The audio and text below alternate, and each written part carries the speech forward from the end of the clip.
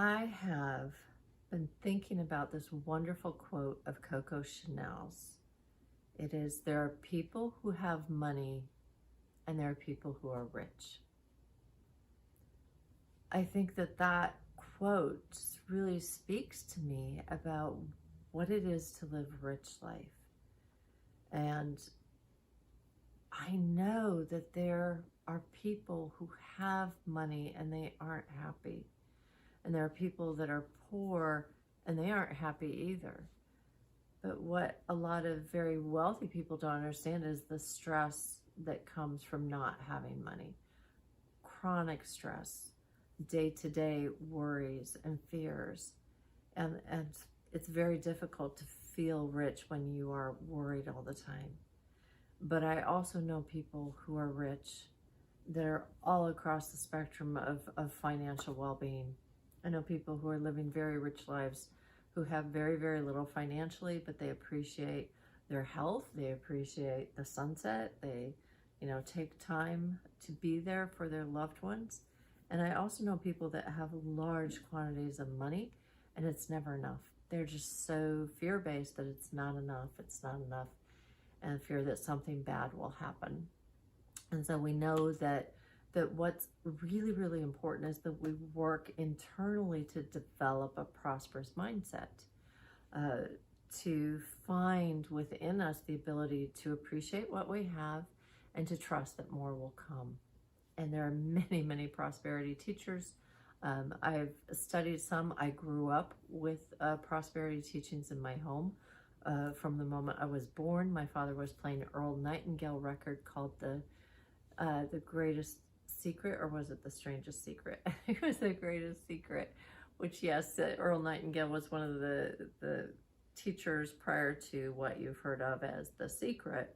And there have been many, many teachers throughout history sharing about this prosperous mindset and how important it is to think prosperous thoughts, and then you will manifest prosperity into your life.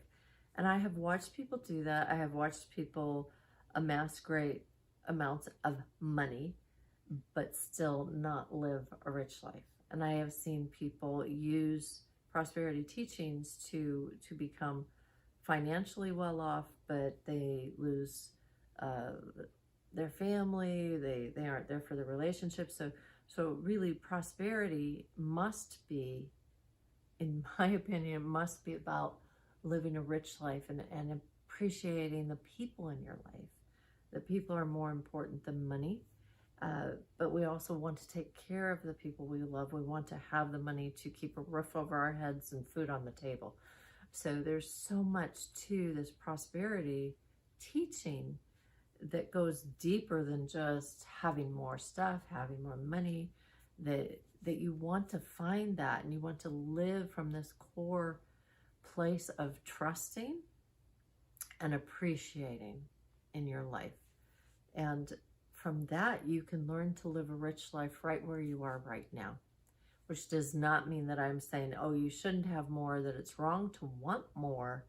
But if wanting is too strong in your life, or as desperation is an energy that is around you all the time, it becomes very, very difficult to manifest more.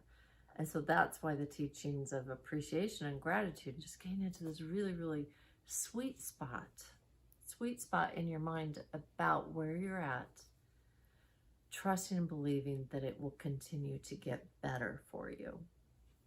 Eliminating worry and fear is tricky. We all talk about it, and it's very tricky.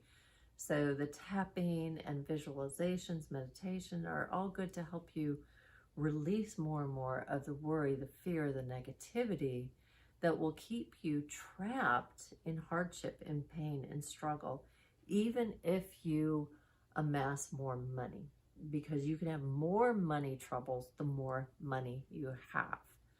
So instead, it's again, like I said, finding this peace within that you have more than enough, that you have more than enough no matter what your bank statement says, no matter how many bills are needing to be paid. You need to affirm and get into this feeling of there's more than enough. There's more than enough.